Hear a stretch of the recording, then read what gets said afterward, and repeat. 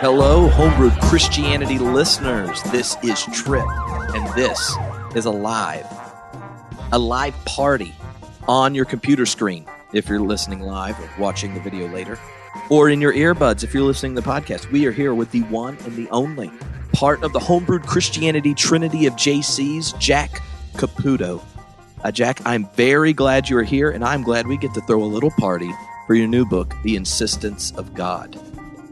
Well, it's a great pleasure for me. I'm glad to be here, and I'm ready to go.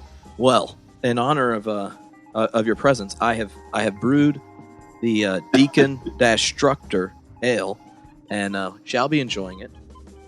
Oh, there we got sound effects. If you happen to be in this room, you'd be enjoying it too, in your honor. And so I just want people to know, on top of being a philosopher, you also are a very gifted beer namer.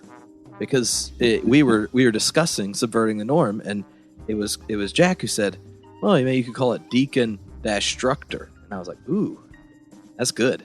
That's good." So I gave you that one for free.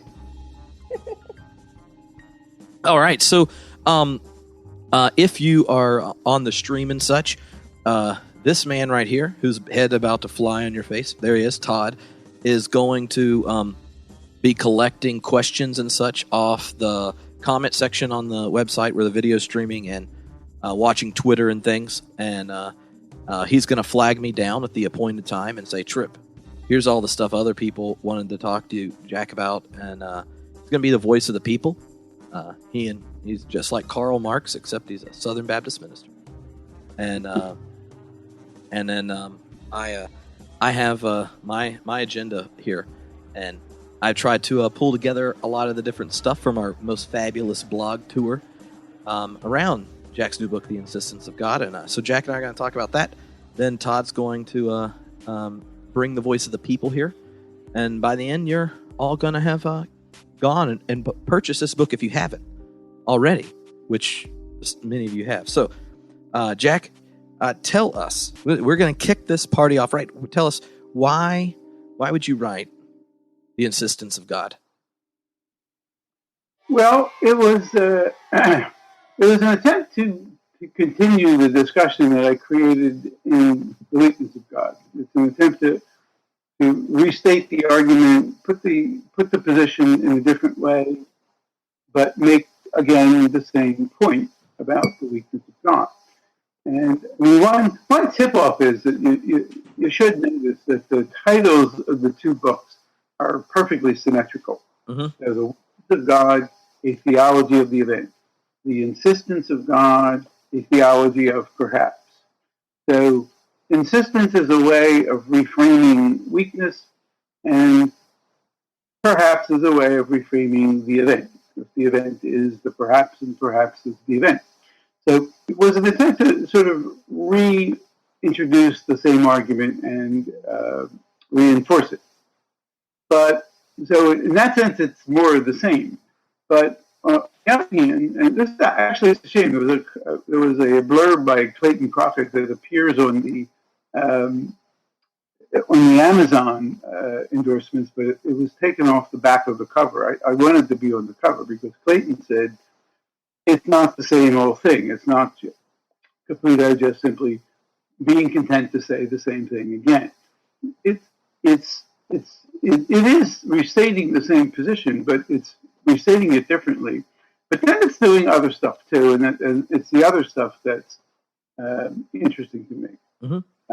For one thing, it's dealing with their objections that were raised against the weakness of God. I left the impression, it's probably my fault, but I left the impression that there's that I was trying to start a war between weak theology and strong, or between the confessional theologies and radical theology. And so one of the things I'm doing in The Insistence of God is integrating them and showing the way they interact with each other. And the other thing is that I left weakness and strength itself in a kind of binary polar opposition. And I wanted, in The Insistence of God, to correct that, because St. Paul says, when I'm weak, I'm strong. There's a sense in which weakness is a kind of strength. And I don't want to excommunicate the word strength. I didn't want to run it off the field. So those were some problems that the weakness of God had generated that I wanted to answer. Then I wanted to bring the thing into dialogue with contemporary people like Malibu and Zizek and the speculative realist people. I thought these are important people to bring to dialogue with. And the last thing, as I wanted to sort of point in the direction of what I think is the coming problem, the problem to come, which is this problem called transhumanism, and the kind of scary advance that the technology is making, and these predictions of a day when the computers will be making the computers, and you're going to have Battlestar Galactica. Oh yeah, and that world, of what they call posthumanism. So I wanted to raise that question too towards the end. So all those things, they were the motives. Well, I enjoyed the book, and we've had a lot of people blogging about it and talking about it, and you've been on the podcast a number of times, and so I was trying to decide what I couldn't remember what things have I talked to Jack about on the podcast, which ones have I just read in the book, which ones have been conversations that aren't recorded, and you've been on the podcast and talked a little bit about the perhaps. But you were at a church when you said it, and we recorded it. And in the book, I found out, Jack, that you also talk about the perhaps not. Now that makes me a little more uncomfortable. Like a little humility, perhaps, but perhaps not. So maybe you can introduce the power and the danger of the perhaps, and maybe why those in the radical theology stream also want to say perhaps not. Yeah, because otherwise, if you just simply say perhaps, then what you'll have is what I'm calling postmodernism light. That is, you'll get the result will be is to say, well, look, with what happens in postmodernism is that we divest metaphysical arguments of their power. We become incredulous towards it, as Leah said. And so, that rightly means that metaphysical arguments, materialistic, reductionistic arguments against religion can be blocked by a delimitation of the overreaching authority of metaphysics. Mm-hmm. And that's good. I mean, that's important because we're in an age of new atheism, and we've got a lot of very reductionistic arguments out there, and so it's useful to be able to do that. But if that's as far as you go with postmodernism, if you simply say, well, once I've shown that you can't show that I'm wrong, then perhaps I'm right. And so the perhaps becomes Kant. It becomes Kant saying, I found it necessary to delimit knowledge in order to make room for faith. Now, the more interesting, and that's okay. I'm not trying to eliminate that. I'm just trying to say that it's a soft or light version of what I mean by postmodernism. What's more interesting is a more radical perhaps that says, maybe all there is what we've got, and maybe the world is nothing. Maybe the stars don't know we're here, and maybe this is just simply a little blip in cosmic time.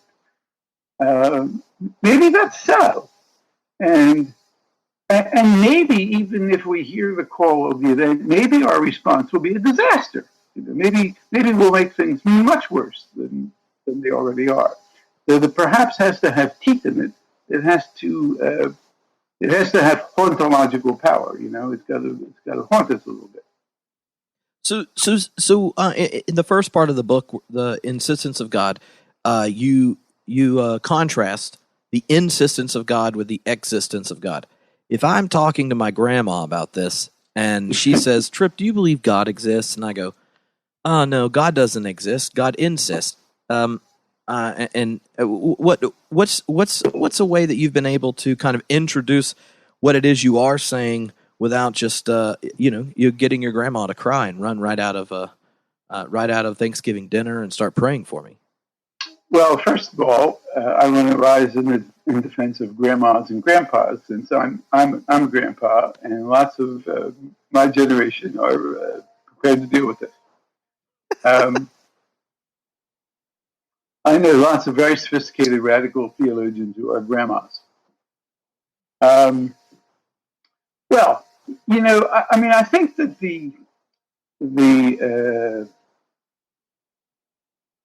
there's a sort of what you might call phenomenological content to what I'm saying, and that is that what's going on in religion, what's going on in say Christianity in particular, is an address. That's not an appeal, an invitation, a solicitation, which is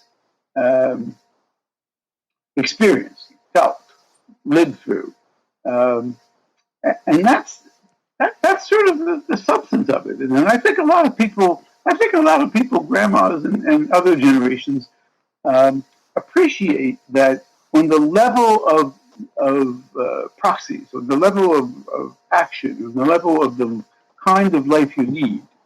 That's the substance of it. That's the essence of it. That's the we say in English, the thing of it. The thing of it is the form of life.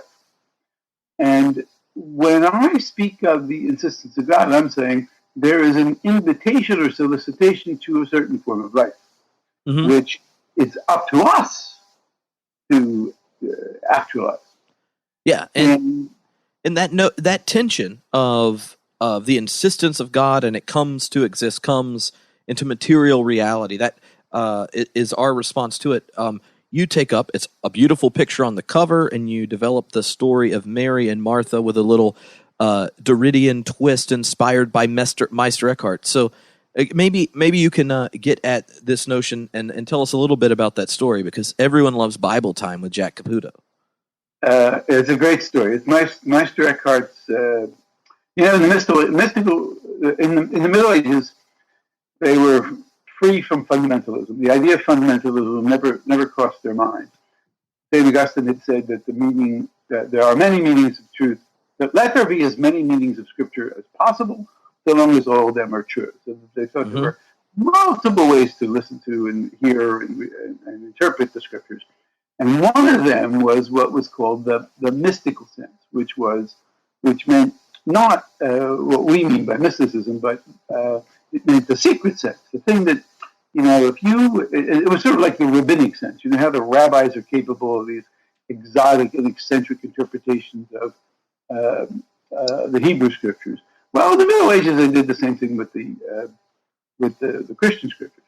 So Meister Eckhart said, he says, it's absolutely audacious. He says, contrary to exactly what Jesus said, that Mary's chosen the better part. He says, well, really, what Jesus is saying, the secret meaning of what Jesus is saying, is contained in the fact that he repeats Martha's name twice.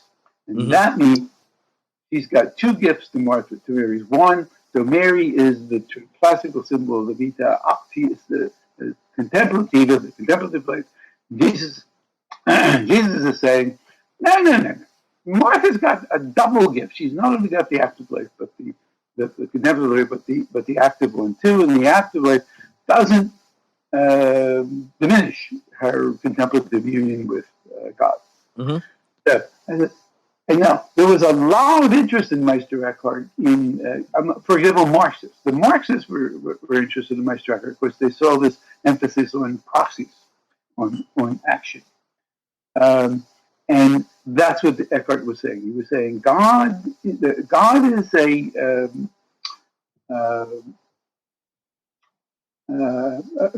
I don't want to put my own words in his mouth, but he was saying, in this life, our union with God can't be simply unitative. It also has to be active.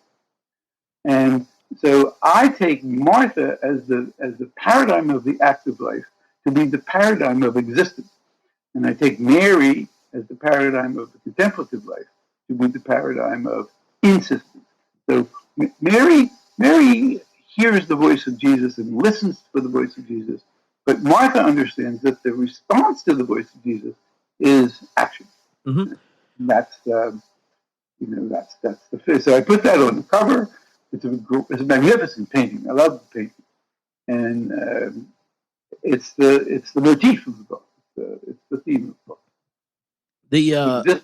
One of the bloggers, Hannah Heinziker, she runs the Feminite blog, feminist combined with Mennonite. It's one of my favorite blogs.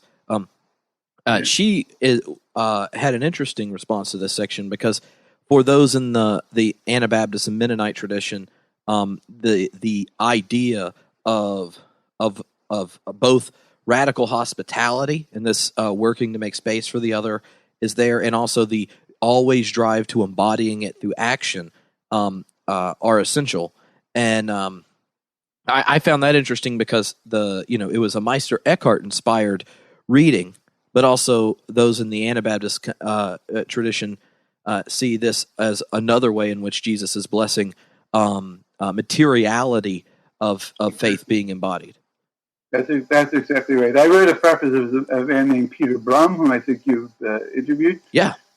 I wrote a book for the Anabaptist community using a lot of Levinas and Derrida, and I wrote a preface to that, and that's exactly right. That's exact. It's in the tradition of the maximization of proxies and the minimization of doctrine and dogma, because there's this great line in Kierkegaard where he says, "The name of God is the name of a deed."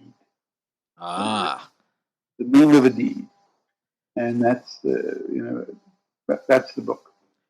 So I got a couple tweet questions where someone said, "Can you please just define event and perhaps?" And so what I did, Jack, when I listened to our previous conversations to make sure that I was not going to spend too much time on stuff we talked about before, I listened to them, and then yesterday, after everyone went to bed, I smoked a very fine cigar and came up with a 3-statement definition of perhaps and its utility in faith, and 3 statements about the event. And you're going to grade me and shame me publicly and clarify. But I was trying to channel my inner Jack Caputo, and so I'm going to test them out, and then you clarify it, and that way everyone for all of time can have their Jack Caputo definitions clarified. So the perhaps. 1, perhaps. Uncertainty is not a failure to attain certainty, but freedom from the rule. A block that throws a freedom from the rule. A block that throws that certainty throws up. Uncertainty is not a failure. Is something that will blow people's mind. Because I grew up, I thought you're supposed to know things, and when friends asked questions at school about God or Jesus or anything like that, you didn't have the idea. You had to go figure it out, because otherwise, clearly, the eternal truths of God were in jeopardy. But for when you throw the word perhaps, uncertainty is not a failure. It's actually a good thing. Perhaps moves beyond faith being propositional truths to expositional. One where we, from one where we propose things to one where we are being exposed. To say perhaps is to have our very being, our lives, our relationships, the things we hold true about ourselves, the world, God, and others, all those things being exposed. And last, perhaps creates is in the grammatology of faith. The grammatology of faith is one of perhaps. It's an adverb amidst the belief systems of substances and series of verbs.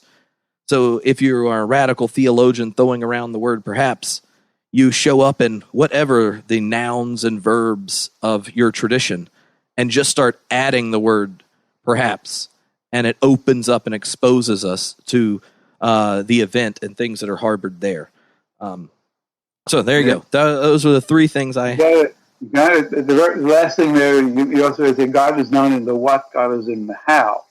And the adverb is that's the function that the adverb performs. The how it modifies, it modalizes. Yeah, uncertainty opens. It doesn't close. It's not propositional. It's expositional. That's all exactly right. That's precisely, and it differentiates it from. So that puts perhaps in a different order. It's not the order of that's sort of standing back from either or and tries to stay out of it. It puts it in a higher order, an order of risk, where you put yourself at risk towards, perhaps puts us at risk towards an uncertain future. It exposes to an uncertain future, and that keeps the future open. So it's dangerous. It's a dangerous, perhaps, or risky, perhaps, uncertain, perhaps, and it's the grammatology. I mean, I've wondered, about the grammatology, the possible ways of explicating what we're doing in radical theology grammatically. So you have sort of keywords, like you have the adverb, perhaps. You have the preposition without. And you could do a theology of without. Religion without religion, wisdom without wisdom, force without force. It's an old mystical trope. God is wise without wisdom, St. Augustine says. So it's a trope in apophatic theology.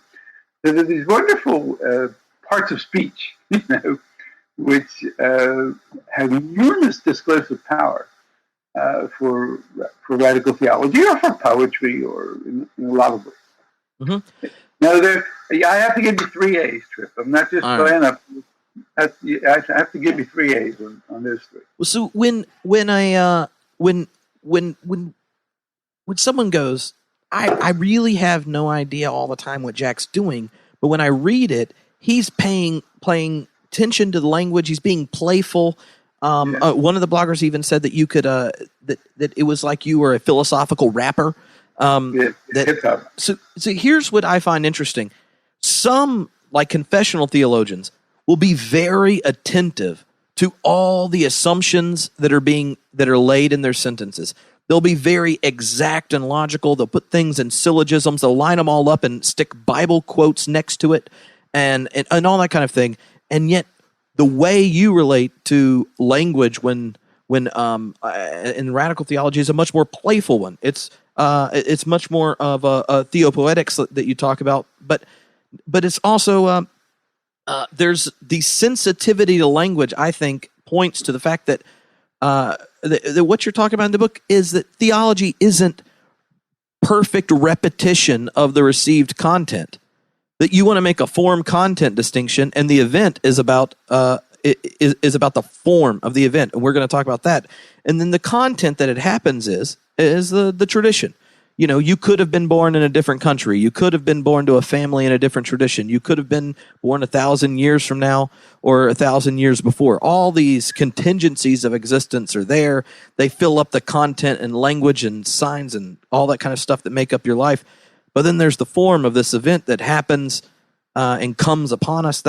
And that's kind of what you're getting at. So, what is it like to not have to be worried about the content of the tradition all the time and read the Bible and read theologians? Well, I was just going to say, that might be too clean a distinction. Let me say 2 things, just a preliminary thing. The first thing about the way you described the very careful, judicious, documented, sober, propositionally clear way of doing things. I don't want to say you shouldn't do that. I don't want to say that there's no place for that. That's good, because I'm not done with my dissertation. Well, that's exactly right. See, I always tell my graduate students, don't try to write like me. Not yet, anyway. And if you look at my earliest work, I didn't write like me. Right. The first, my dissertation, which I never published, and my first 2 books are cold sober. No homebrewed Christianity, no thinking and drinking. Oh, Just research. I'm really glad I met you later. Well, it's radical hermeneutics that allow. That's where I changed. That's where I, as I always like to say, Derrida loosened my tongue. But that first, and you know, that famous passage in No Grammatology when Derrida talks about when he says there's nothing outside the text, and he's talking about this exotic, eccentric way of reading.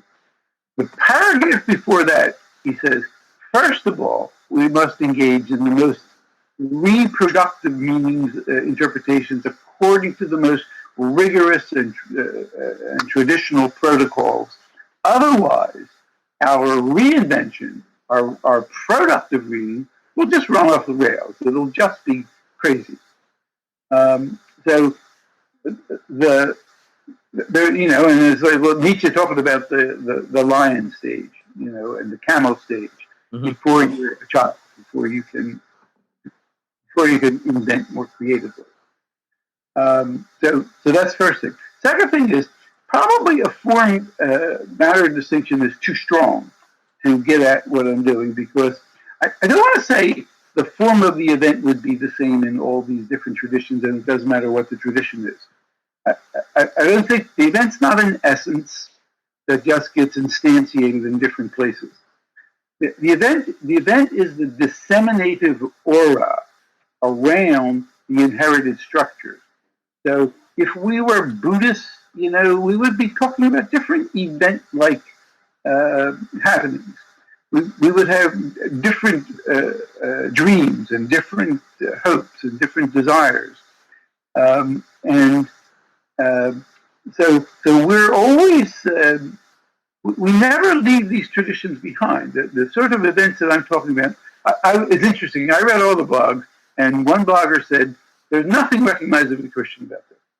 And one of the other bloggers said, this is just, Caputo never sheds his Christianity. It's just, he's a Christian. And, you know, the funny thing is, both of those things are true. You know, on the one hand, there's a break with Christianity here. There's a break with confessional Orthodox Christianity. And on the other hand, you can't break with your traditions, and you don't want to break with your traditions. So that's why I use the expression in this book, and I think it's a helpful one. The radical theology is the radicalization of an inherited confessional tradition. Mm-hmm. And that means that there would be different radical theologies with different traditions, and we would always be indebted to our tradition. We would never try to destroy it or devastate it or shed it. We're trying to sort of inhabit it more profoundly and vibrate with its rhythms without letting it freeze over on us. Mm-hmm. But different people, different traditions would be talking about different events. I mean, the events I talk about are very Jewish and very Christian, right? Messianic events, expectation, hope. One of the bloggers said it's a kind of eschatology. And I said, well, that's true. I think it is. So form and matter might be too strong. So this is interesting. So could you explain then how your phenomenology of religion works? Because you know, in a sense, we're all like Heidegger. You're kind of early break from your pre-Vatican II time, and with the brothers came through reading Being and Time, and we're thrown into the world, and here we are. We're the people that know we're born to suffer and die, and we're being towards death.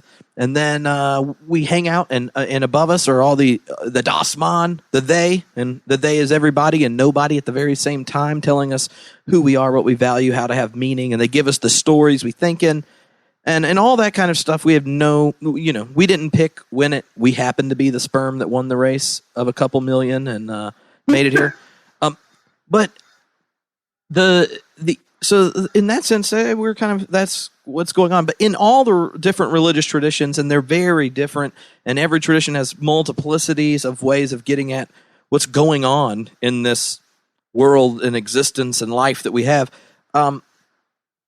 Very few people will ever, right, be religious about the idea of religion or be in love with the history of philosophy. Like, only philosophy professors love philosophy, like Christians love Jesus and Buddhists, that kind of thing. Like, so what is it that becomes possible in our conditioned, embedded, situated, very contextualized life? Like, what about that is present when you start to do a phenomenology around the event? Like, how does that epoche work? How does our what kind of traction or residue from our situatedness is there in an event? Does our history, our tradition and stuff make different types of events possible or not? I think that'd be I'm really interested in the answer. Well, I mean, one way to think about it is endless recontextualization or repetition. I mean, I think the way it works is we are beings of time, beings in time, temporal, all the way down. And you could never repeat the same thing twice, because even when you do, it's repeated it in a slightly new context, in a slightly new situation. So I think what traditions are is a sequence of repetitions that is not programmed, that is not steered from within by some iron rule, but is not arbitrary either, but is eventive or eventful, and when it's resourceful enough and suggestive enough and evocative enough, then it has wheels and it can run, it can move. And there are lots of things out there that are totally forgotten. Sometimes they're forgotten because we just killed everybody that said it, and we didn't like it. And sometimes they're forgotten because they have no wheels. They have no evocative power. They couldn't capture our imagination. And the things that do, when they do, then they're event laden, they're eventive, they're eventful, they're suggestive of. They have promises. They're making promises. There's something evocatively promissory about them. Mm-hmm. I think the stories of Jesus are like that. There's an evocatively promissory quality to them, so that they constantly invite and solicit reinvention, repetition, recontextualization. The extraction is a theory of recontextualization. That's why I call it radical hermeneutics. I say, look, what hermeneutics says is every understanding is an interpretation. And then Derrida continues with that. He says, well, every understanding is interpretation, every interpretation is contextual, every context is recontextualizable, and there is no definitive recontextualization. You can't saturate the context. That means what you've got when you have a tradition is a stream or a rush of inventive, evocative, promissory notes, which get reinvented, repeated like that. And the streams that run dry are the ones that just simply don't have that kind of evocativeness, unless, as I said, we just simply suppress them. Sometimes they're tremendously evocative, and then that in the past would have been a good way. Saying something tremendously evocative in the past might have been a very good way to get burnt at the stake. Yes. So this connects to one of the questions that I was sent, and they said in the Insistence of God, Caputo has a concern that about those who claim to know the caller, the source of the event, and that to know the source, the caller, leads us to avoid responsibility by saying, God told me so. When you do that, religion becomes ethics, or maybe worse, just obeying orders. And he said, well, what about those who say, because Jesus told me so, and participated in like the civil rights movement and that kind of stuff? Or how do you differentiate the nature of faithfulness when those kind that having said Jesus said so or God said so in this kind of prophetic vein, that the source of the caller because he lives in your heart kind of thing? Like, how do you hear that and understand that differently than those who say God told me so, therefore I'm going to bomb an abortion clinic or that kind of thing? Oh, the last part was you threw me. I thought you were going to say, how about when there's actually two different things there. Some people are willing to identify the caller when they think in good faith that that they know the name of the caller. The name of the caller has been revealed to them by in the scriptures or through the church. What I would say there is that's good. I mean, I'm not trying to. I'm not trying to bomb. I'm not conducting a drive-by shooting of that sort of thing. What I'm saying is that's if we were to examine that belief, that action based on that belief, that the action is being driven by an energy of its own, which is taking the form and the figure of this inherited tradition. The tradition, the figure of Jesus is embodying and figuring for us anything. And if somehow or another, I could imagine someone losing their faith or doubting their faith or being uncertain about their faith, but not doubting the work. Here's an example. This book a couple of years ago that Mother Teresa put out, in which she revealed that she had her doubts. Right? And she talked to her confessor, and she said, I think I really don't think I even believe in God, and there are long stretches of time when I'm sure that I don't believe in God. You know what she never said?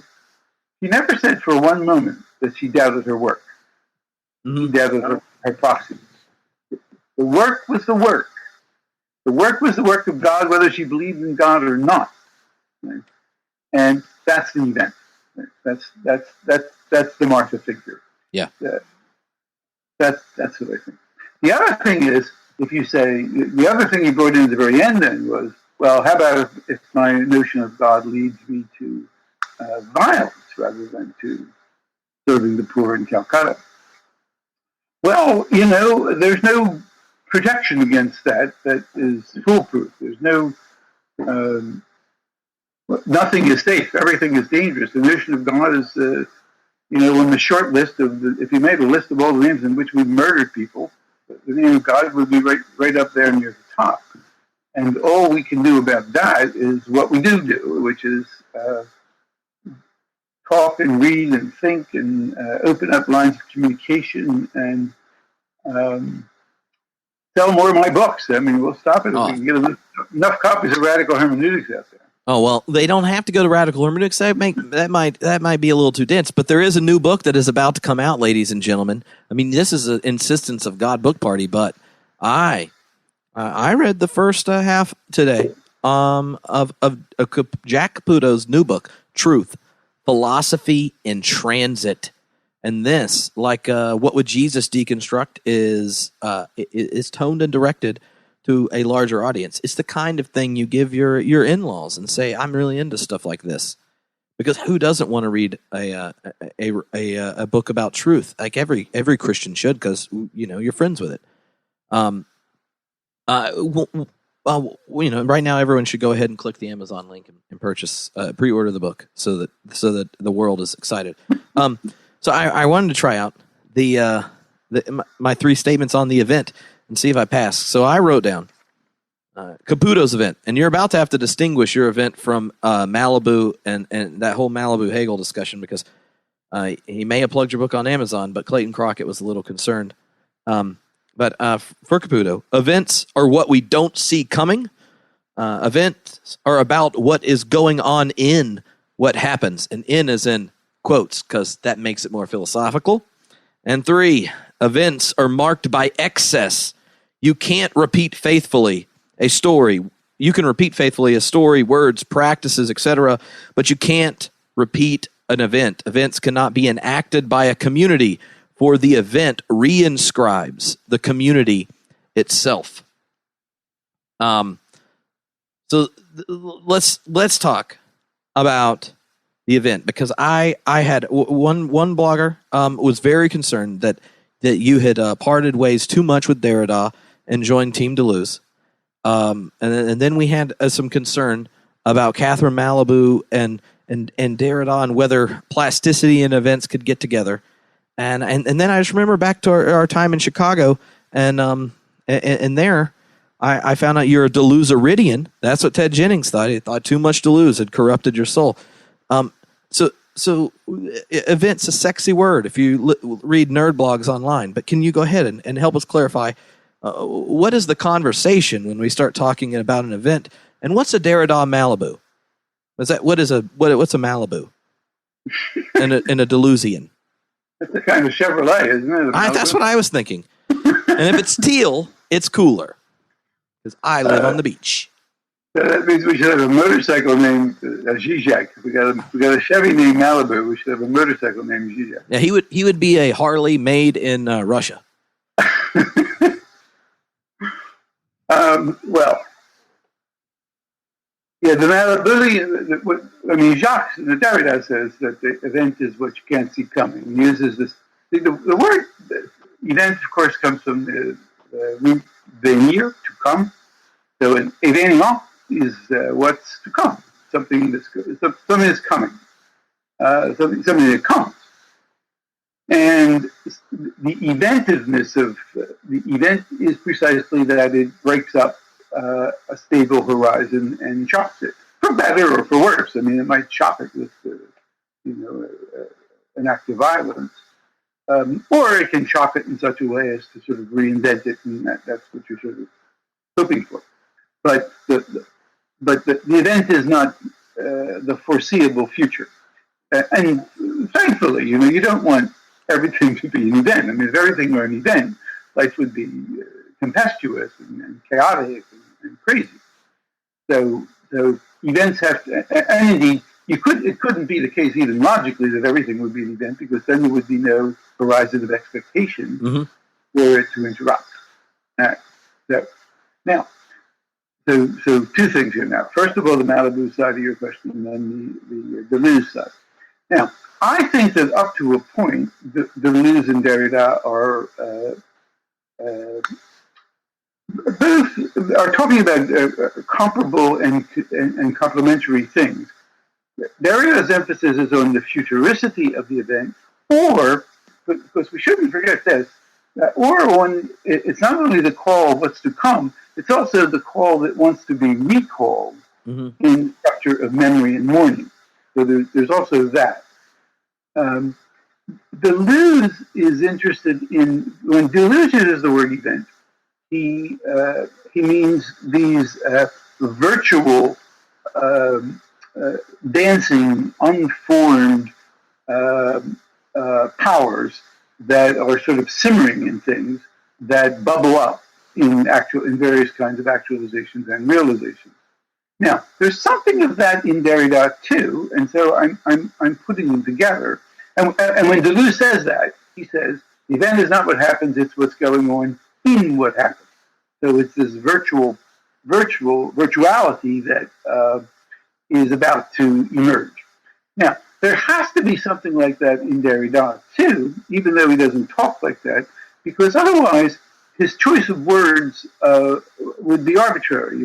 When he talks about the democracy to come, that's the promise of the democracy that's coming. But that is a promise that has to have something to do with the fact with existing democracies.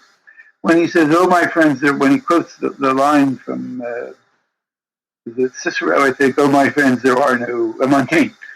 Oh, my friends, oh, my fellow Democrats, there are no Democrats." And then Aristotle would say, "Oh, my friends, there are no friends." Well, the word friends, the word Democrats, the word democracy, they're words that we use in the present that sort of simmer, that tremble with possibility, with virtual power. So the democracy to come is not any existing democracy, but it's something going on in the existing democracy, which is summoning up, or which belongs to our memory of what democracy can be. So I'm thinking that goes together with Derrida, and I think that up to a point it's a good fit. You can't bring them. You don't want to squash them. You don't want to turn them into each other. If you make the sense of the virtual too strong, then the future will just simply be the unfolding of the present, and then it won't be the event in the Derridian sense. In the Derridian sense, it doesn't unfold the present; it chops the present. Mm-hmm. Now, ever since the weakness of God, the people in Claremont, the process people, have just been wondering whether or not Caputo was one of the truly philosophically elect Whiteheadians. And after reading this book, I was really saddened to find out you weren't.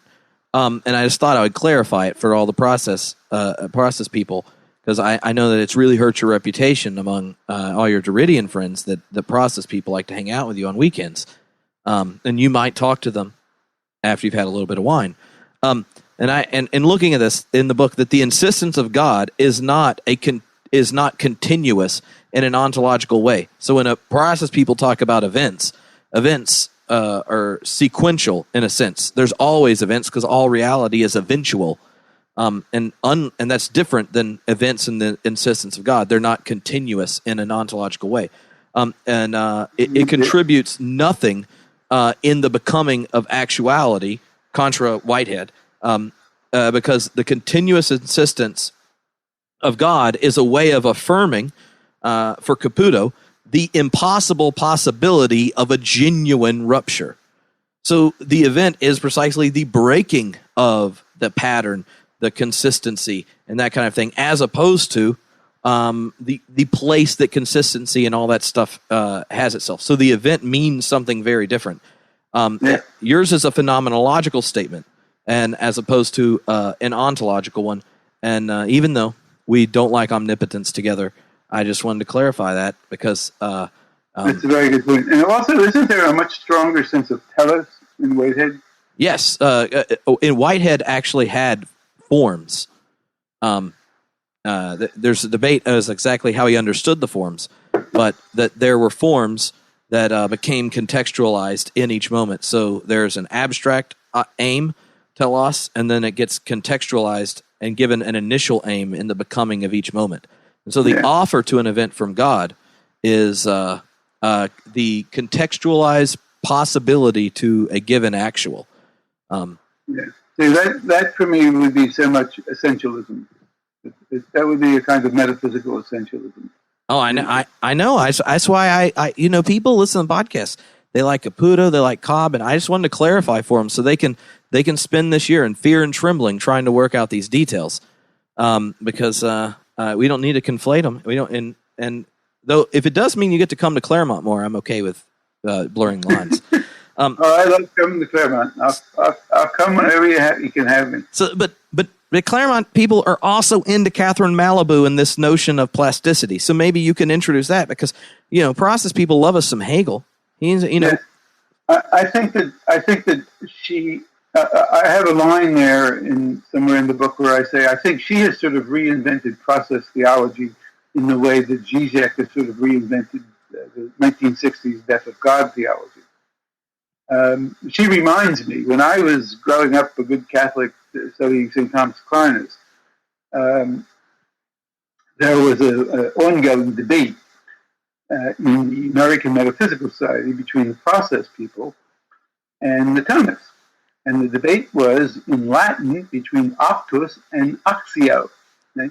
And the Thomists said, God is absolutely pure act, unrestrained, infinite act, period.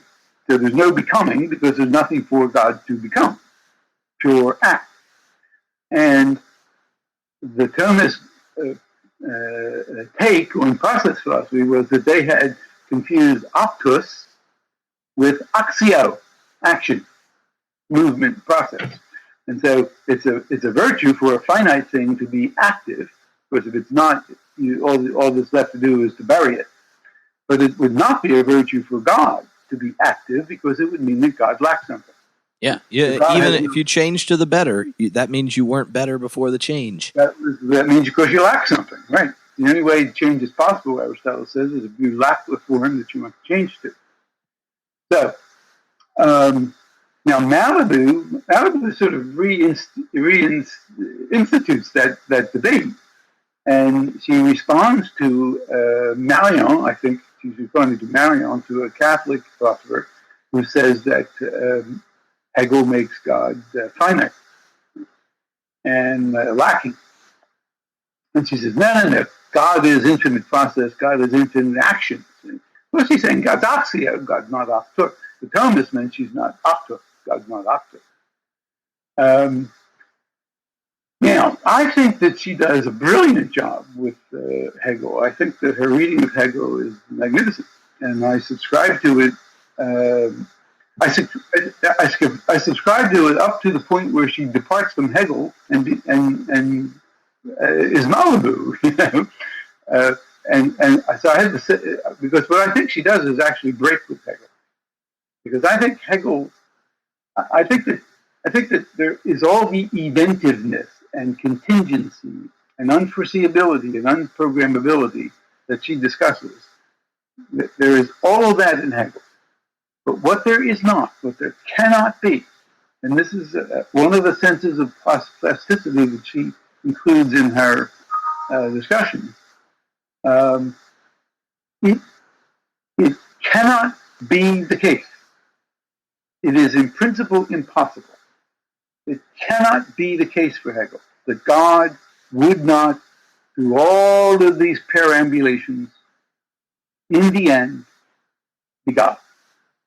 God will be God. There may not be Greeks and Romans. There may not be the Christian Middle Ages. There might not even be Christianity. There might not even be Germans. What? No matter what.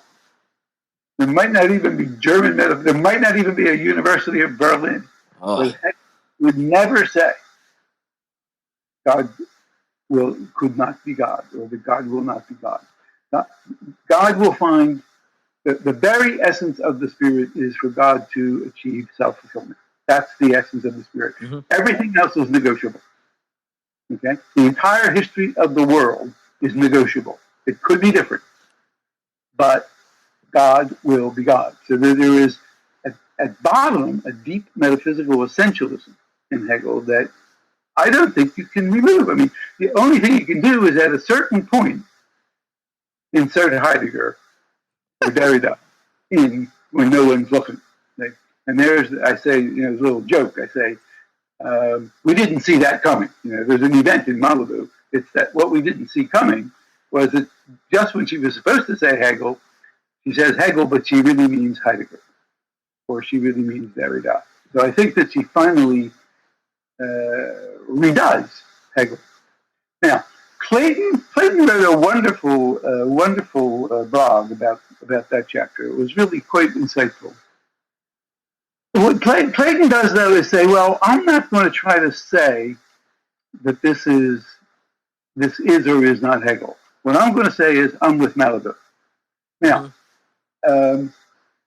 so if what Malibu says Hegel says, which is that there is no real necessity, there's only retrospective necessity, Monday morning quarterbacking, after it's happened, the owl of Minerva spreads its wings at dawn.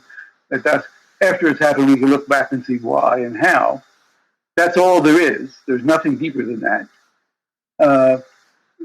Clayton says, I'm with that. That's what I want.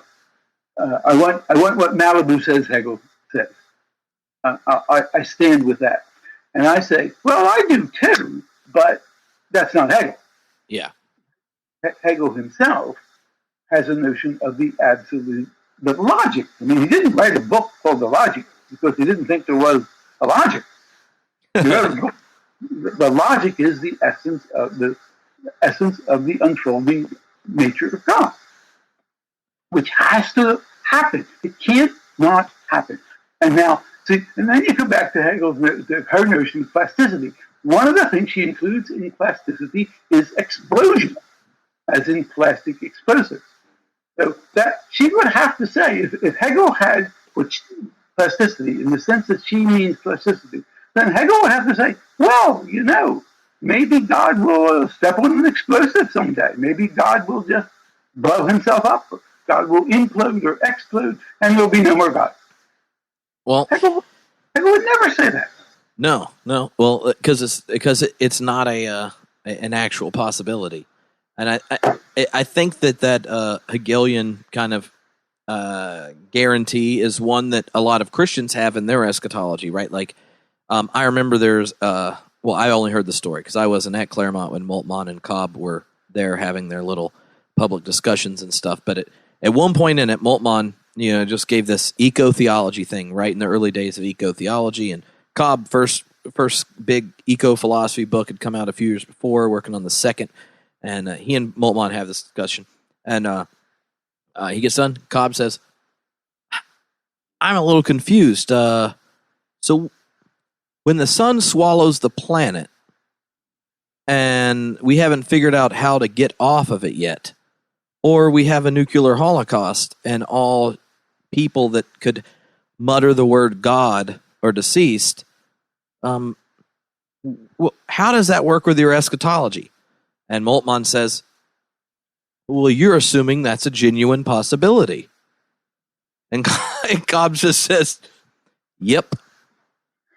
So, because you're in the book, you actually think it's an interesting question to say, what's the world like if I'm dead?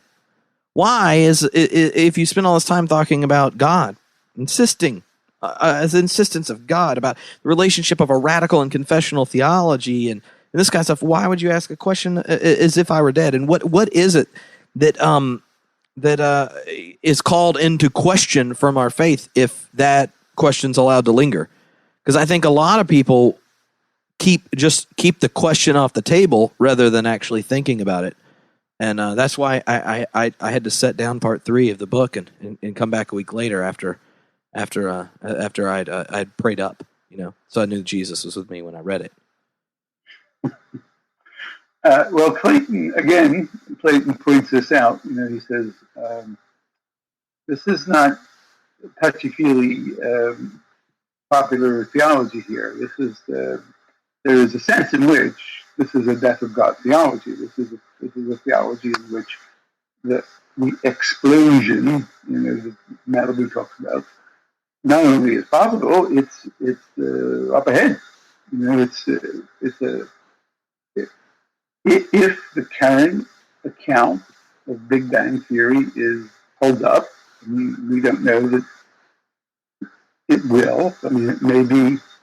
It may be that this is just one of many Big Bangs, and that there'll be multiple restarts, and that after we hit entropic dissipation, we'll have contraction. And I mean, there's a lot of different.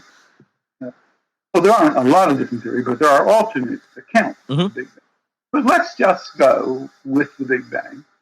Then, I think that. I think religion is one of the humanities. The study of religion is the study of our relationship with the world. And it is, along with art and science and politics and other fundamental activities, it's one of the ways in which what I'm calling in the book the chiasm, the intertwining of our lives with the material world, is articulated and expressed. But it's there only so long as we are, and it belongs to the broader context of the history of the universe from beginning to end. And it's the name of God is the name of something going on in our lives in relationship to the world. What if you ask what the world would be like without us? The only available language we have left is the language of mathematics. And that's what I call sort of the big schema, where our existence belongs to a larger account. And that's why at the very, very end, I say, very last couple of lines in the book, I say, perhaps what is coming is the perhaps itself. Perhaps the contingency of things and the inventiveness of things is what there is and is what's coming, and the name of God is one of the names we have for that. But yeah, I mean, there's the NT rate. There's this book about the what's it called, the surprise. He's trying to say we should be ecologically sensitive because the second coming, we're misreading the second coming. Surprised by hope, is that what it's called? Yeah, surprised by hope, because this creation is the very place of God's coming for new creation. Yeah, and I say, well, how about 500 million years from now when this creation will be toast? You say, preserve the earth, because that's the kingdom of God. Just going to come down here and rule on earth. Well, earth is a short timer. The whole solar system is a short timer. That's the kingdom of God. The kingdom of God is going to be bound by the next 500 million years or so, and then it'll be over because there won't be any earth left. I mean, it's you're not thinking about the speculative physics and the physical cosmos. So on something like that, those kind of questions, just pulling in the Christian language, would you say that phenomenologically, or is there a way you could say that like the kingdom of God is still coming even if there aren't humans to receive it? No. Because I think that Marcus Borg said that when I asked him. This is why I was asking, because what did he say? No, he said no. Okay. That was how he said it. Because I find that that answer usually means that the kind of call promise dynamic is a phenomenological one. If you say yes, then you mean it ontologically, in the sense that you're more or less a type of idealist, that possibilities given to each moment, even if it was quanta, or for Whiteheadian, subjectivity runs all the way down. So whatever is given to the moment is given whatever's there, because it's constitutive to a becoming. But because I think one of the really helpful distinctions you make is that whatever we're talking about religion is a humanities, and it actually works better when you realize that we're talking about what it means to be human, what it means to exist, have life, and have full life, and that kind of thing. Can you tell me? So you're zapping back into teaching an undergrad class, and and you're trying to tell them step up to the game. I'm going to talk about the event, and then this third, fourth year college student comes up. He's a science major, stuck in your philosophy class because his Catholic school made him take one so he could meet Aquinas, and he says, Jack, so when you're talking about these events, and you're talking about philosophy and religion and all this, it really just sounds like you're talking about what it means to be human. And then what's the big deal about, confession and the Eucharist and all this other kinds of stuff? Because all I can really see is that you only talk about these ideas because you did it, right? Like you were part of that tradition, you practice these things. Now you say it, but it's but you could say it in any other tone. What is it we're supposed to be doing if we're trying to get the most out of our life and being human with these rich traditions and stories, and what shouldn't we be doing with them? Well, I mean, first of all, you don't need these particular stories. There are other ways you can. Yeah. There are other ways your life can be deeply and meaningfully and profoundly transformed. I mean, it can be transformed through art, or it can be transformed through political action and social practices, and there are a lot of different ways in which it could be transformed. But religion is one of the venerable ones, and it's one that these traditions that have been handed down to us embody and enliven. They figure. I mean, Hegel's notion Vorstellung is really quite good. They put them forth for us. They put them. They give them figure. They give them form. They give them palpable, narratival form, poetic form, and that's what they're for. But they shouldn't become idols, and they shouldn't be breezed over, and they shouldn't become trapped. But they're important and profound and meaningful stories and practices but they belong to the humanities. I mean, the Christian story is anthropocentric and geocentric story. The other day, they just calculated that there are probably billions of Earth-like planets out there, and therefore some numerical proportion of them are almost certainly going to be sustaining life, and probably there are multiple cultural forms. There are multiple forms of life out there. And, well, according to the Christian story, Jesus came to save us from the sins of Adam, not from the sins of some far-off, distant galaxy. It's a story, right? It's a parable of a profound one, evocative, suggestive one, about our relationship with the world, and with one another, and with the earth, and with the future, and with death. It's all of this. It's humanity. In your book, you use the word "the real," but with a capital R. And I know that philosophers mean something when they capitalize a word. It's not just because they read too much German and capitalized nouns. There's a reason. And so, what is really real, and then what is the real? I've read on the internet, Jack. There are lots of these psychoanalysis types talking about the real, and it confuses me. I thought that in that case, I'm not. In general, I said reality. I thought that in the case when I said that Zizek is very interested in the real, which is not to be confused with reality, because he thinks reality is a tissue of fantasy. So he's not a realist in the sense of an epistemological realist, but he's very interested in the real. And then I capitalized the real.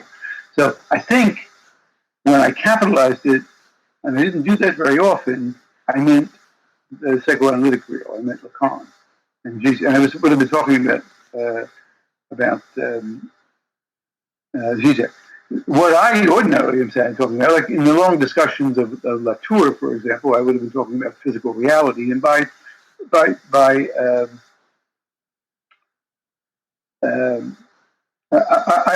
do say at one point that what you would mean by objective reality would be the way the world would be if we were dead or never born. How the world would be. It's possible for us to say now how it would be then if we were never born. That's what you would mean by objective reality, and we are. And then there are various figures for that in continental philosophy. So I'm arguing against this anti-realist interpretation of continental philosophy. I mean, when continental philosophers talk about the other, most of the time what they mean by the other is what other people are calling the real, the thing that is coming at me and it's not my doing. It's the thing that overtakes me. And I'm responding to it. It's not a function of mine. And I'm saying that reality is not at odds with the notion of construction, which is what I think is the false dilemma that's built up by the new realism or the critique of correlationism that you see in my lesson. Mm-hmm. So, by the way, it's in those parts of the book that some people were complaining that this is not easily understood, and that's true. I mean, it is someone complained that they have to know all kinds of things about Zizek and Malisu and Malibu and Hegel to understand all this.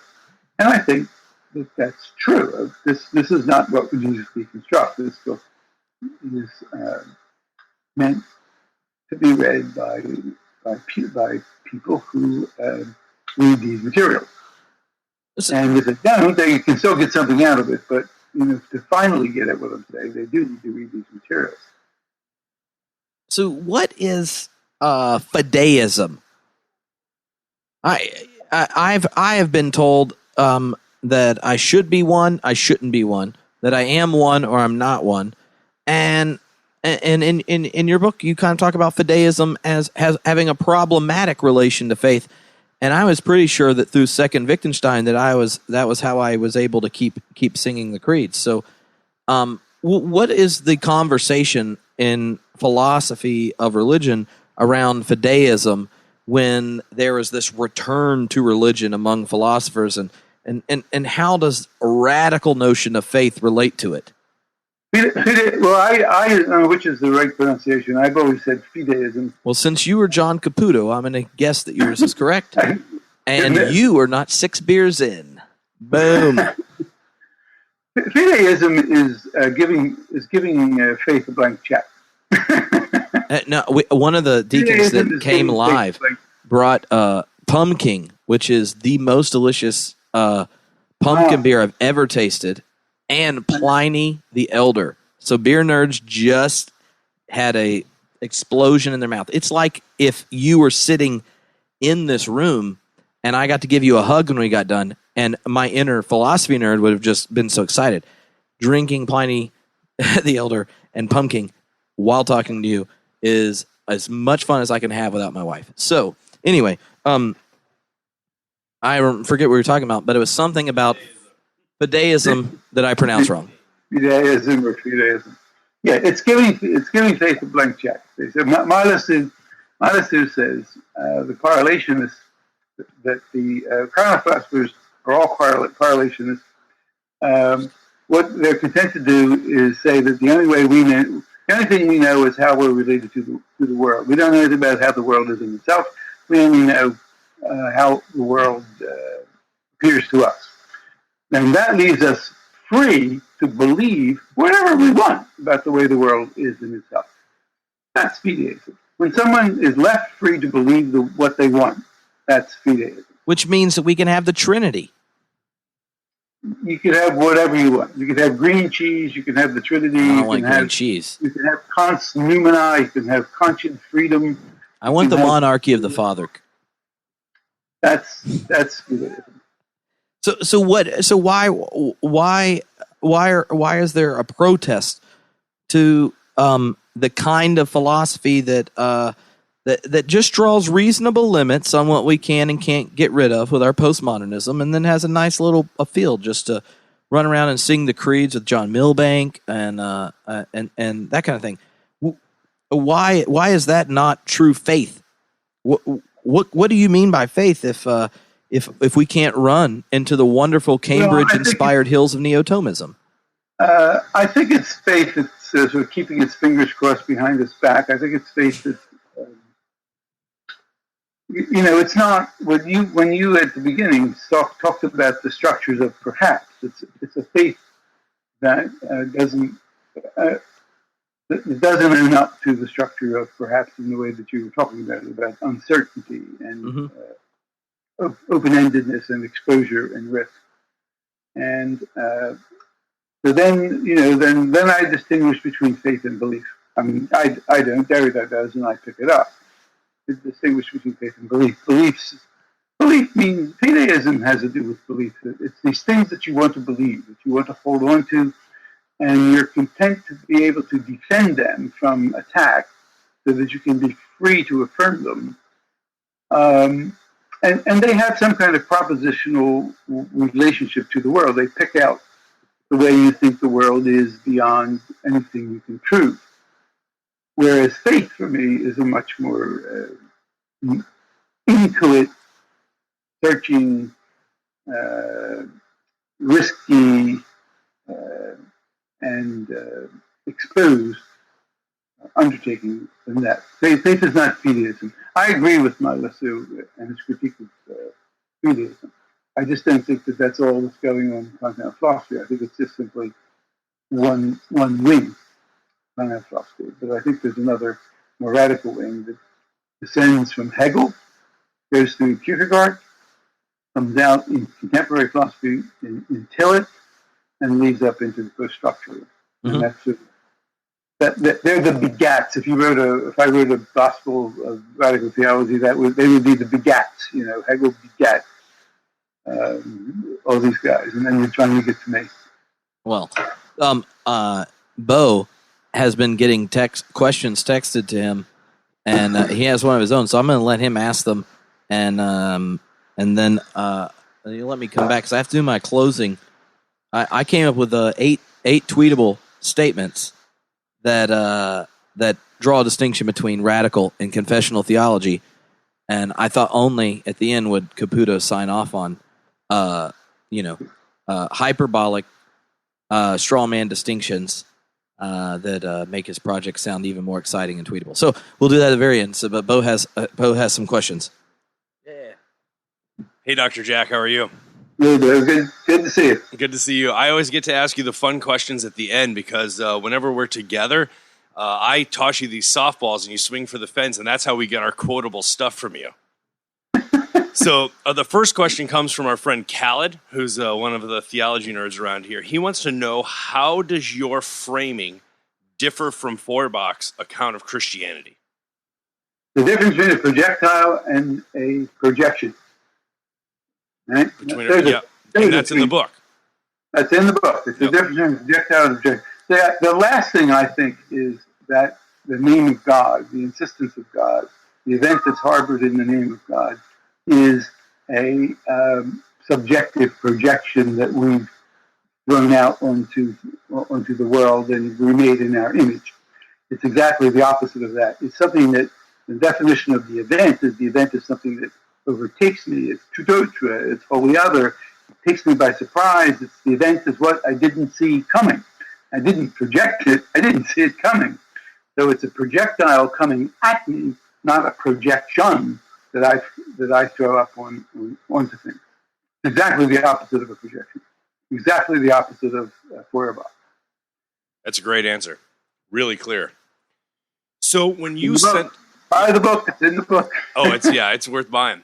So when you sent us the early PDF before the publisher got a hold of it so that we could start promoting it, I read the first half right away so that I could do a little my elevator speech, because part of our job is to get people interested. And I developed this little elevator speech. And one of the interesting things that happened in my world, because I'm both a pastor and I'm in the academy, is that when I would give people my little summary of what we were doing with your new book, I got two very distinct reactions. One was from people who don't know the difference between epistemology and phenomenology. And when I said, you think that people should, say perhaps every time they say something about God, they seemed almost offended. Why would I have to do that? Okay, so that was one reaction. The other reaction was from people who have read whether it's Lacanian stuff or Zizek, or they're well versed in all of this stuff, and they almost seemed annoyed that you had found some loophole that you get to talk about God in the academy.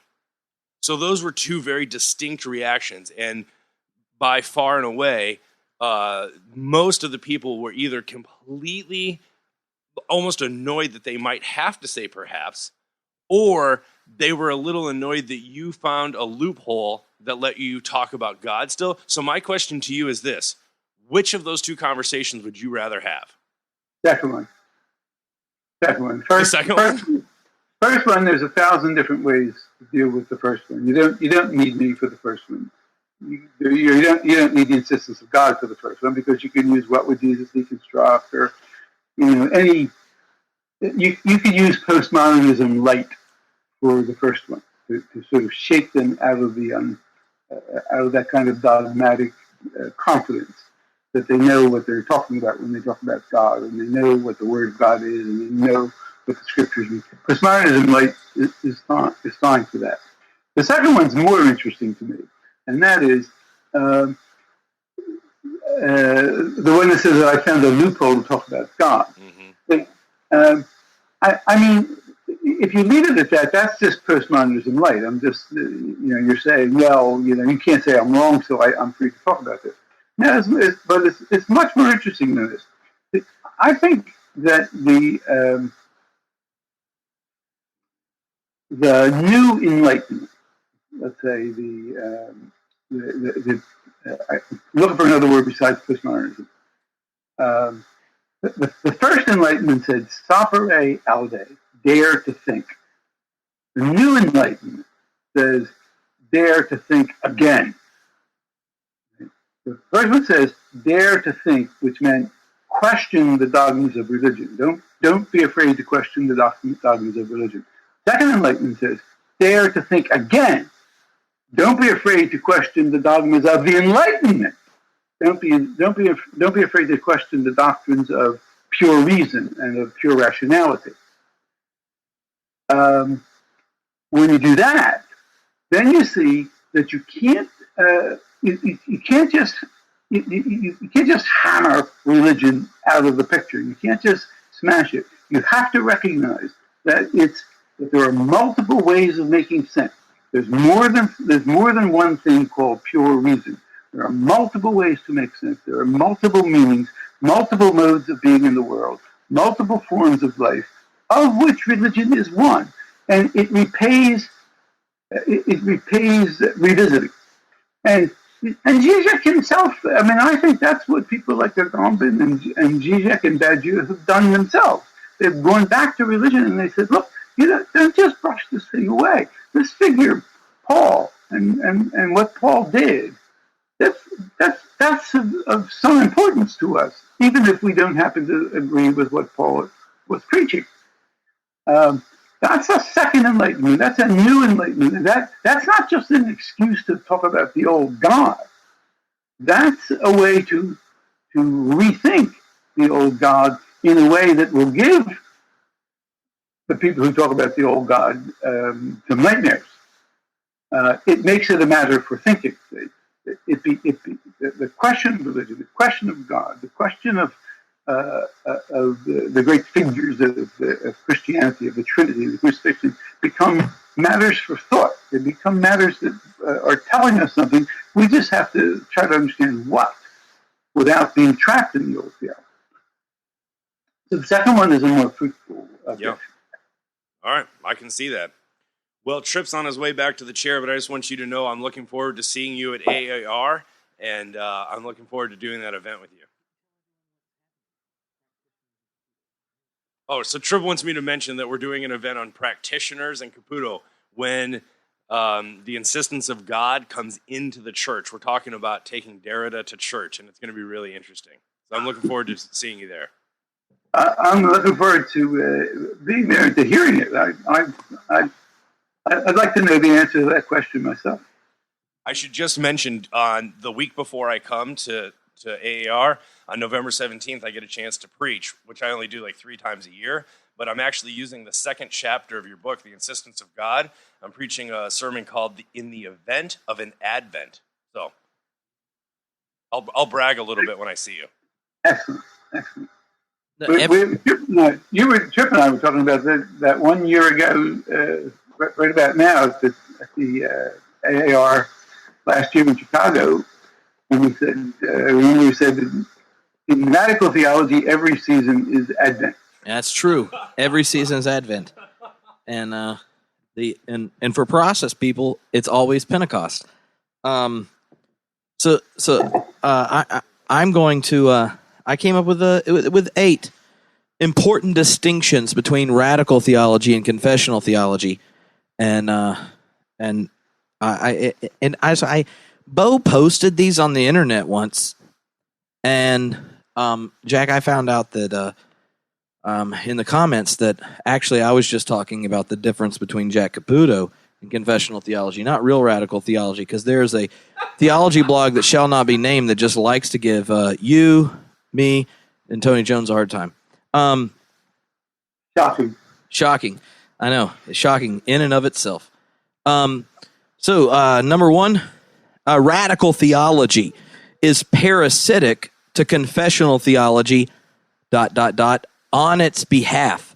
Radical theology is being faithful to what is harbored in the name of God, the event, and not the tradition on the tradition's terms. Every church needs a radical theologian if it wants to remain a church. Number 2, radical theology reserves the right to ask any questions because confessional theology is accountable to a tradition and its institutions. There will be places where questions, conversations, operating conclusions will serve as conversation stoppers.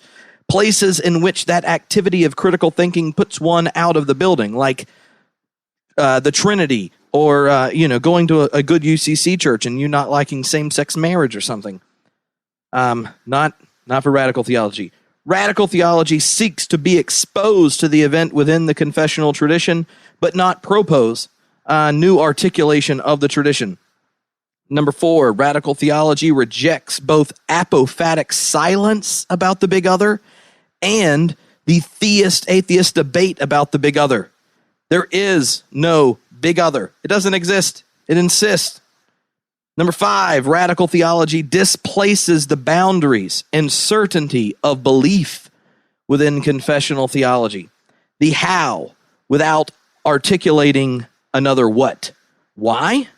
Whatever the what is within a tradition doesn't correlate to how it is enacted. Number 6, radical theology affirms the event contained in, but not by, confessional theology. Praise the Lord. Number 7, radical theology is a material and therefore political theology.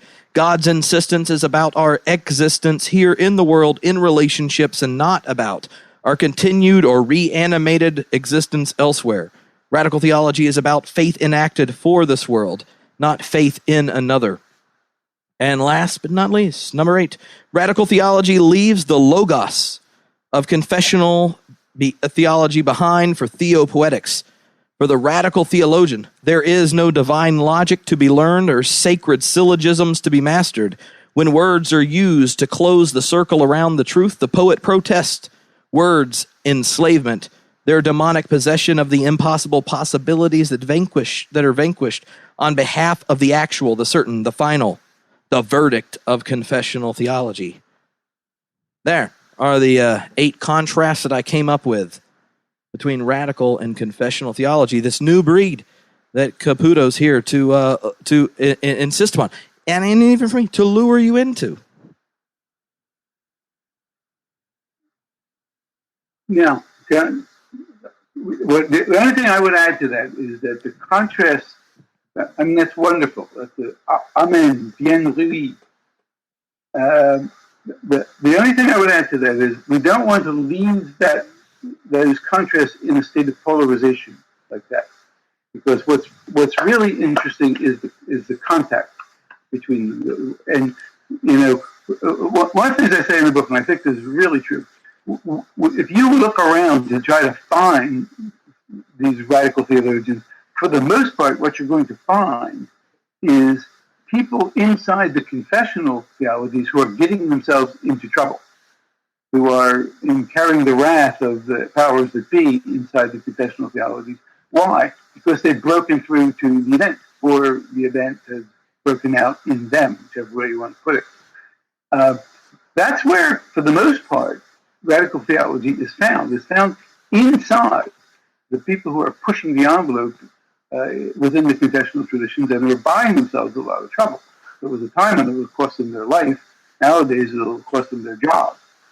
But what's interesting is the interweaving of the two, so that they make contact and give off sparks. Mm-hmm. That's where that's what's interesting about the distinction. But the distinction is as you say. I mean, you have it carved out beautifully.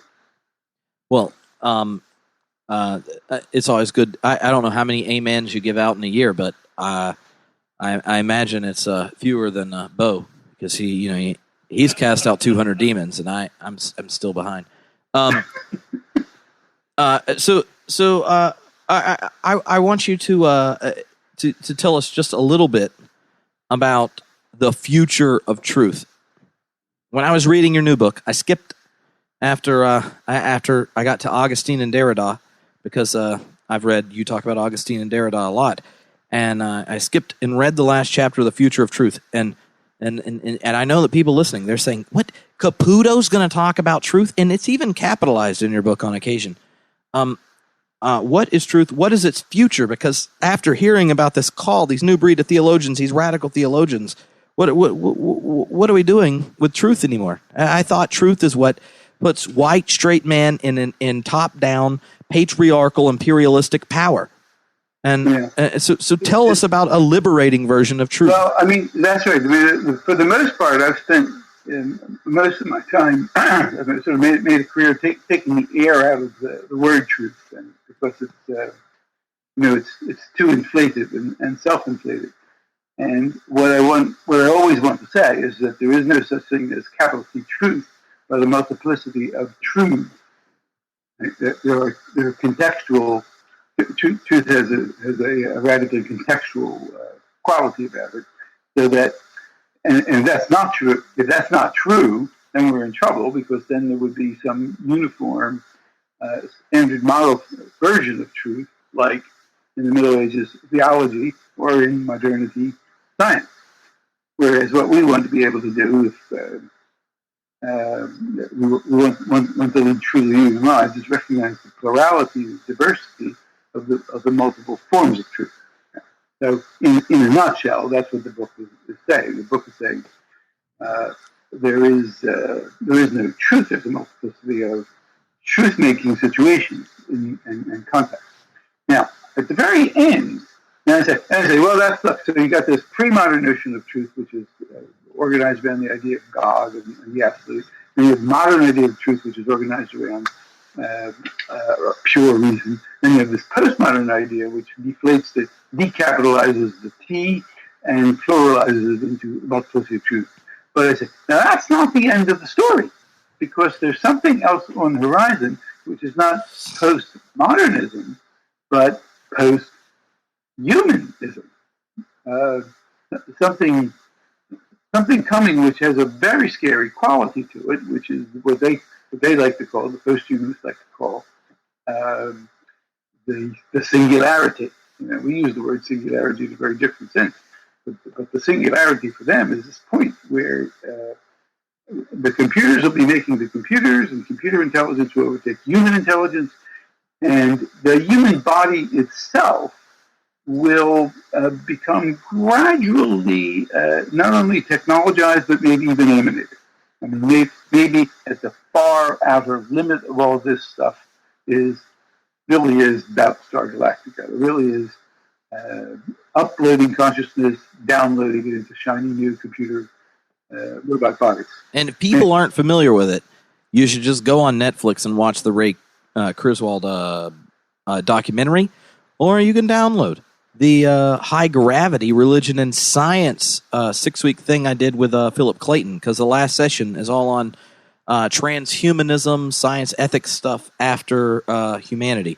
And you get really nerdy explanations of transhumanism. Anyway, but Caputo is not some just continental philosopher picking out random articles to do weird Derridian things with. No, we're talking about like a real side. Georgetown has a giant program all about being able to upload a human consciousness on a flash drive, one that doesn't require to move. So during the cold death, it can continue to act. Boom. Blow your mind. That's right. How many angels can fit on the head of a pin? Boring. How many consciousness can you carry on your iPhone? Eschatology. That's right. great book by Michel Serres, who is the sort of progenitor or teacher of Latour on angels. And he talks about the very amazing similarities between the figure of the angel and contemporary information technologies. And of course, the very word angel means information, means message. So that, and I use that very example. How many angels can you fit? How much information can you fit into a microchip? It's a very similar matter. That I think is the next horizon. That I think is what the philosophers of the future will be coping with. But I, fortunately, am retired, and I don't have to worry about that. Well, no, we're still waiting for the book about flesh, Jack. Come on. You tempted me 5 years ago about a theology of the flesh, and it hasn't come out. That keeps getting deferred. I mean, I keep getting, that stuff about what we're talking about now, the transhumanism stuff, is in conjunction with that. That's I did a course on the flesh, and I incorporated that stuff about transhumanism into it. All right. Well, so we're just tempting people because I want more reasons to get to talk to you on the internet. And so last, we're going to turn it back to the proletariat. Todd Littleton, my favorite Southern Baptist minister, out in flyover country in Oklahoma, where I don't think I get to go that often. Though I'd love to come back because I had such a good time, except for the allergy thing. And so Todd, you were even encouraging people in your tribe to read this book, though even talking about radical theology is going to be radical. So, I mean, Caputo and I have been talking about last with some of these questions he was getting.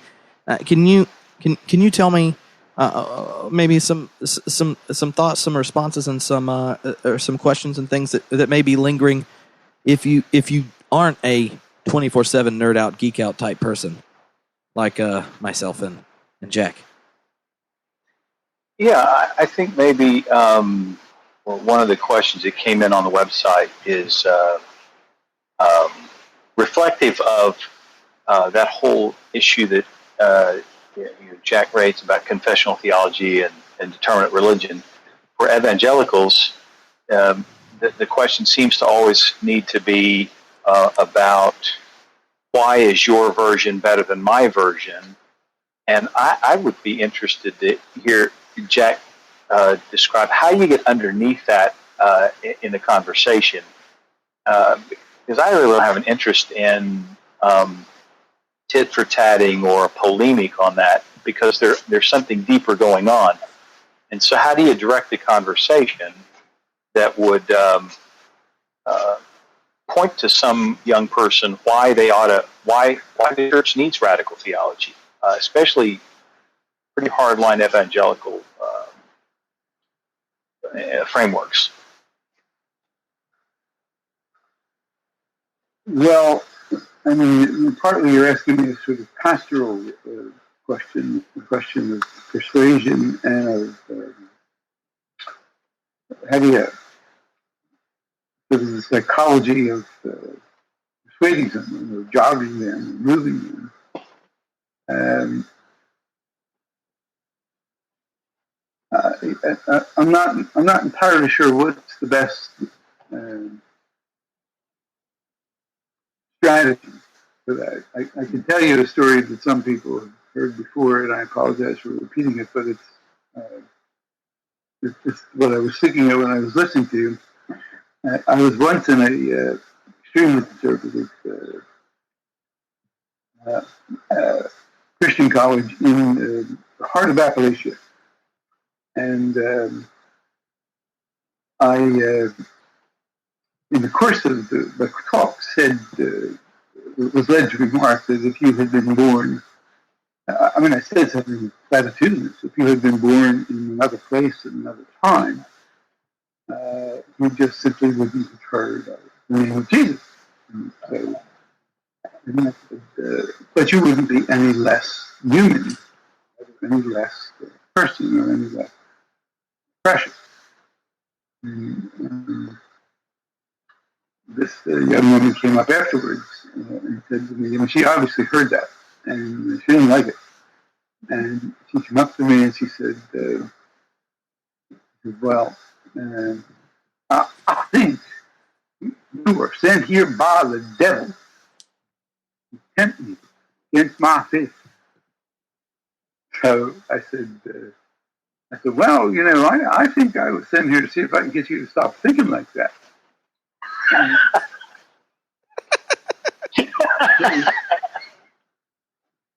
You can. I think that, but I say all that because I do think that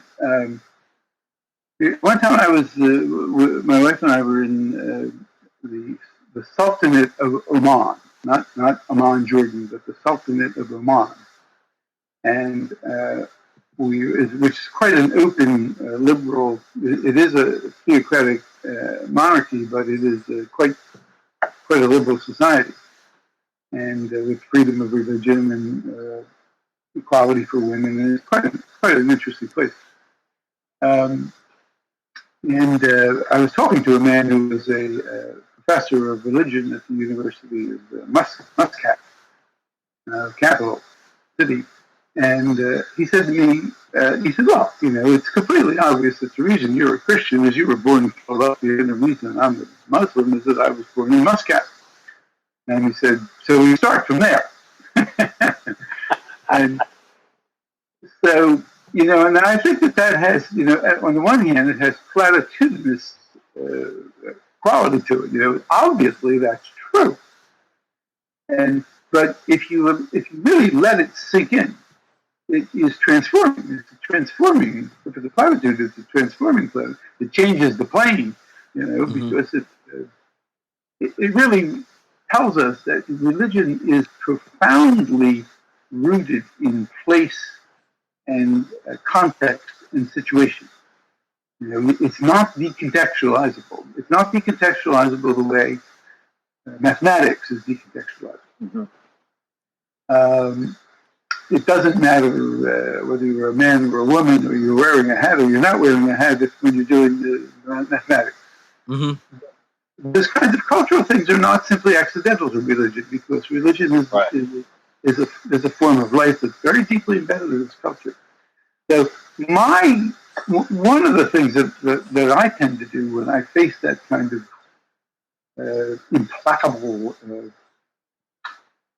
rigid identification with a confessional tradition is just say, well, now look, just suppose you were born somewhere else, or suppose you were born right here, but we plucked you up and planted you in some other place far from here, then you would be this very different person. You wouldn't be any the less free. So here's how I know Todd's in Oklahoma. Here's how the evangelist on behalf of Jack Caputo, Tripp, would do this. He would look at his evangelical friend who's talking to and say, what is the best country songs? What are the best country songs about? Got a few topics. You got America, freedom and liberty, and your mom. Now, when you hear a good country song about your mom, and it's the one that was on the radio right at the end of high school, and you would dance every time it came on with your mom in the kitchen, and then you dance to that country song with your mom at your wedding, and you would say things like, you're the best mom of all time. You don't look at your friend dancing to that country song with their mom at their wedding and go, excuse me, Todd, actually my mom's the greatest mom of all time, and this is our dance, because this song was actually written to talk about me and my mom's relationship, which she is the greatest mom, and I'm the greatest son, and this is our dance. We're supposed to dance here. And I'm sorry it's your wedding, but there's only really one true, genuine wedding in the world, and it's mine. And that's where I get to dance with my mom to this country song, because country songs were invented to talk about basically three things. One of them is my mom, and this is ours. You just don't do that. Actually, you watch someone else dancing with their mom at the wedding to the country song about their mom and cry, and you get a little teared up, and you don't want to show anyone, and then you drink some really crappy flyover country light beer, but the actual practice of a country song about a mom is understood When you start singing a country song about your mom, everyone knows what you're talking about. When you tell your mom she's the greatest mom of all time, everyone goes, mm-hmm. And they're not talking about your mom. They aren't. They're talking about theirs, because there is a performative and active ritual about the one who gave you life in the South that goes through country music. And that is the way you tell your mom. I know I don't have a lot of feelings. I don't show them because, well, I watched too much Dukes of Hazzard, and Kid Rock started doing country music, and I felt a little more gangster and didn't, have feelings. But deep down, this song is saying what I don't say to you, so we're going to dance to it, and I'm not going to show my emotions. But when you're talking about a country song about your mom, now imagine your friend who you met in college from India comes to your wedding, and he was wondering why all these country white redneck boys are tearing up while you're dancing with your mom at the wedding. You don't look at him and go, you must hate your mom. You say, oh, no, hold on. You don't understand. This is country music. This is Oklahoma. When country songs about your mama come on, you better grab your mom if she's in the room, or you're going to spend an extra week in purgatory. Even Protestants invent purgatory for people that don't dance with their mom about country songs about their mom. That's just how it is. And so you're saying, right, like you're realizing there when you're explaining your exchange student roommate why everyone gets all emotional about a cheesy country song about mom. Oh, I love your face. I've known grace from you all the time. Mama dearest. You're like, that's cheesy. It's poppy. It's catchy. It's just why you had a fiddle to it. It's sitting good. But you're going, no, you don't understand. We're performing right now the way we explain, even though we're forming a new family, that this is the one that gave us birth and life, and you will be cherished forever, and I'm going to try to cherish this other person in a way that when my kids, your grandkids come into being, they cherish their mom this way. That's what we're doing. And then the friend goes, all right, that's kind of weird. I don't know why you do it this way. But so many times, evangelicals just want to know that their country song about their mom is really true. It's really about that love. And you can say, yes. So just learn a different style of music too. And it's really beautiful there. And you don't know how that event works. You don't know how that song plays until you learn the culture. And I think then, you just throw a little Travis Tritt in and things go down easier. That's probably better answered, Todd. Yeah. I don't know. I like them both. My background is urban Catholic, so I don't quite have the same imagery as. Next time we do a live podcast, Jack, I'll sing you a country song, an ode to the event. It'll be in 3/4, probably A minor. And that may be my problem. I don't listen to country music, so that may be my problem out here in Florida. Oh my goodness! So. Why, Charlie? You need to help him out. So, Jack, I know it's almost 10 o'clock where you are, so I want to give you have the permission to say any last words, and then I can just tell you how amazing it is that you stayed up late hanging out with us, and because anytime I get to talk to you, a day with Jack Caputo is like 1,000 in a book. It's not only nearly 10 o'clock, it's actually nearly 11 o'clock. Oh, well. It's just one postscript for Todd, and that is philosophically what the problem we've got there is learning how to inhabit a tradition with irony. Being inside of a tradition with a certain kind of ironic, or preserving a certain kind of ironic distance. And, that's good. That's good. That's a question, can you do that? Can you inhabit something ironically? And I think that example of Mother Teresa when she's not sure she believes in God anymore, somebody who's inhabiting an appreciation of the irony that Husserl's definition of the other person, really quite interesting. He says, the other person is we apprehend the other person through a conditional, a counter, which we call a counterfactual conditional. That is, were I there, which I'm not, there would be here. Mm-hmm. Were I there, which I'm not, there would be here. That's good. And it's wonderful. So it's an imaginative construction. It's the way you construct the notion of the other person. But Anyway, well, I mean, my final word is a word of gratitude to you, Trip, for all you do, for this work, for Homebrewed Christianity, for promoting this stuff. It's vitally important, and we all appreciate it. Well, I enjoy doing it, especially if it means I get to hang out with you and Todd and the Bo Daddy. And I would be at AAR except for that whole my daughter is due the week of AAR thing. Well, my daughter is having a baby not too far from that. So if your daughter is a baby, then we will make Clayton Crockett pretend to be you at AAR because we may need a backup. We may need a plan B. We need a plan B. And the church is already taken, so we'll have to pick something else. So you go to sleep, and we will talk soon. And thank you all for staying on. Thank you all that are downloading and watching and listening later. And thank you all to Charlie in Oklahoma for sending the Pirate Prairie. Oh yeah. Good night, Jack.